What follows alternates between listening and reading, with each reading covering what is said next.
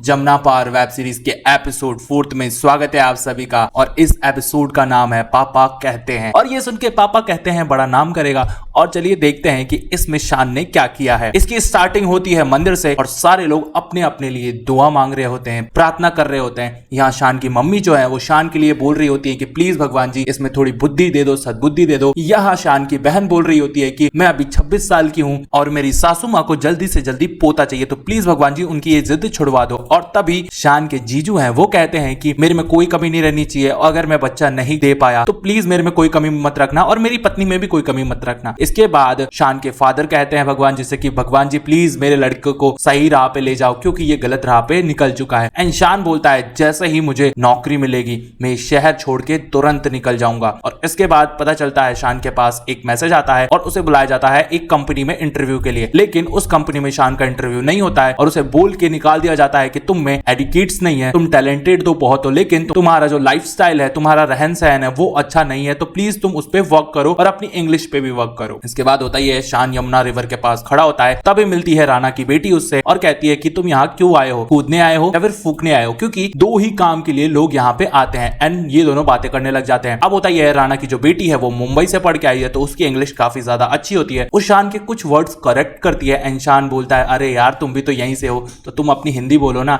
And then फिर ये दोनों हंसने लग जाते हैं। दिखाया जाता है लोहिया को। लोहिया जो है वो वापस आ जाता है और उसके जीजा जी लोहिया को मना के लाए हैं। इधर शान आता है और वो लोहिया को देख के शॉक्ड हो जाता है। तभी शान के जीजा जी कहते हैं देख लोहिया सर आ चुके हैं और तेरे को वापस रखने के लिए ये मान भी गए हैं, बस तुझे इनकी कही हुई बातें दोहरानी है। एंड लोहिया कह देता है कि तुम्हें मेरे साथ सही से इज्जत से पेश आना होगा और जब तक तुम्हारे एग्जाम नहीं हो जाते तब तक तुम मेरे पास काम करोगे और साथ साथ तुम मोहन के जूनियर बन के काम करोगे, यानी जो तुम्हारा पहले जूनियर था अब तुम्हारा सीनियर बन चुका है। इधर शान चौक जाता है एंड मजबूरन उसको लोहिया से माफी मांग के वहां पे काम करना पड़ता है। एंड इसके बाद शान जो है वो लग जाता है एग्जाम की प्रिपरेशन में। ये दिन रात पढ़ता है, दिन रात पढ़ाई करता है, लेकिन ये अपने पापा से नहीं पढ़ रहा होता है क्योंकि इसके पापा बहुत ज्यादा खूसट है। एंड इसके बाद ये लोग जाते हैं एक होटल में। अब होता यह है जब शान को गुस्सा आया था उसका फोन टूट गया था एंड वो पढ़ाई में डिस्टर्ब हो रहा है, टूटे हुए फोन से पढ़ नहीं पा रहा है। तभी उसके जीजा जी एक रेस्टोरेंट में सबको ले जाते हैं, खाना खा रहे होते हैं एंड फिर शान के जो फादर है उसे फोन गिफ्ट करते हैं। यहाँ शान जो है वो बहुत ज्यादा खुश हो जाता है एंड ये पूरा परिवार जो है एक बढ़िया सी सेल्फी लेता है। इसके बाद शान जी जो है वापस से लग जाते हैं पढ़ाई करने में एंड जीजा जी बोलते हैं कि भाई तू अपने पापा से पढ़ ले, तेरे पापा इतने अच्छे सीए जो है। इसके बाद होता यह है शान को बार बार जाना होता है टंकी बंद करने, क्योंकि जो उसके पीजी वाले लड़के हैं वो टंकी कभी भी नहीं बंद करते हैं और सारा उनका पानी जो है वो ओवरफ्लो होता रहता है। एंड तभी दिखाया जाता है वो लड़के भी समझ जाते हैं कि भाई क्यों परेशान करे इस पढ़ने वाले बच्चे को, हम ही टंकी बंद कर देते हैं। एंड इधर दिखाया जाता है शान जो है अपने एग्जाम्स जो है बहुत अच्छी तरीके से दे देता है एंड इसके बाद रिजल्ट वाला दिन आ जाता है। यहाँ सारे लोग टेंशन में आ गए होते हैं और शान का जो रिजल्ट है वो नहीं निकल रहा होता है और बार बार सर्वर क्रैश हो रहा होता है। तब दिखाया जाता है उसके जीजा जी जो है ढोल बाजू के साथ आ जाते हैं एंड वो कहते हैं आज तो हमारा भाई सीए बन गया है। इसके बाद होता ही है लेकिन रिजल्ट नहीं आता है। उसकी जो वाइफ है वो जाके मना कर देती है कि भाई तुम ढोल मत बजाओ यार, अभी इसका रिजल्ट आ ही नहीं रहा। और सारे लोग वाईफाई सेटल करने में लगे हुए होते हैं। तभी पता चलता है कि रिजल्ट आ चुका है एंड फिर शान के जो पिताजी हैं वो बहुत ज्यादा शॉक्ड हो जाते हैं। वो हाथ जोड़ने लग जाते हैं सबके सामने और सारे बैंड बाजा वालों को कहते हैं कि हाथ जोड़ के निवेदन है आपसे, आप यहाँ रुकिए और रात भर ये बाजा बजाइए क्योंकि हमारा शान जो है वो टॉप 5th रैंक मारी है उसने पूरे इंडिया में और वो सीए बन चुका है। एंड इधर ये सारे लोग जो हैं वो बहुत ज्यादा खुश हो गए होते हैं, सब नाच रहे होते हैं, झूम रहे होते हैं, खुशी के कारण एकदम सब कुछ सेट हो जाता है। इसके बाद शान के पास एक मैसेज आता है कि आपको इंटरव्यू के लिए बुलाया गया है।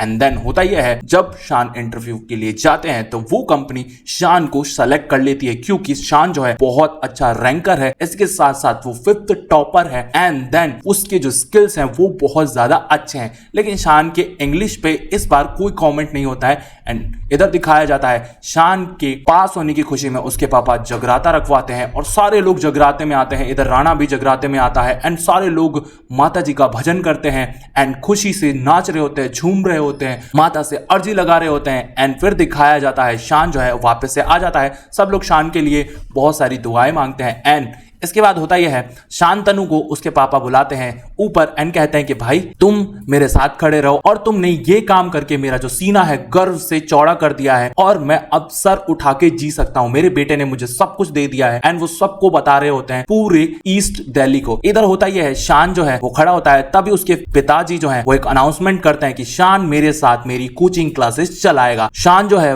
वो शॉक्ड हो जाता है और वो कहता है अपने पापा से कि मैंने कब हाँ बोली आपको कोचिंग पढ़ाने के लिए, मैं ये सब नहीं कर सकता हूं, मेरी जो जॉब है वो लग चुकी है और मेरे पास अपॉइंटमेंट लेटर भी है और ऑफर लेटर भी है। उन्होंने मुझे बहुत अच्छी जॉब प्रोवाइड की है और वो साल का मुझे 10 लाख रुपए भी देंगे। इधर शान के पिताजी जो है वो देखते हैं कि यार ये क्या हो गया, मेरा बेटा सबके सामने मुझे मना कर दिया और अब ये कोचिंग कौन चलाएगा। और शान के जो पिताजी हैं वो बहुत ज़्यादा मायूस हो जाते हैं और वो वहाँ पे माइक रख के चले जाते हैं। एंड इधर शान जो है वो बहुत ज़्यादा मायूस हो जाता है। इधर दिखाया जाता है पापा कहते हैं जो एपिसोड है वो ख़त्म हो जाता है। एंड इसके बाद शान की लाइफ क्या होगी वो दिखाया जाएगा रिमेनिंग एपिसोड्स में। क्या शान अपने घर पे रह पाएगा या उसके पिताजी उसको घर से बाहर निकाल देंगे, ये तो मैं बताऊंगा आपको आगे के एपिसोड्स में। लेकिन रिमेनिंग एपिसोड्स देखने हैं तो प्लीज़ प्लेलिस्ट पे क्लिक कीजिए, साथ साथ वीडियो अच्छी लगी हो तो प्लीज़ इसे लाइक कीजिए, चैनल को कर दीजिए सब्सक्राइब।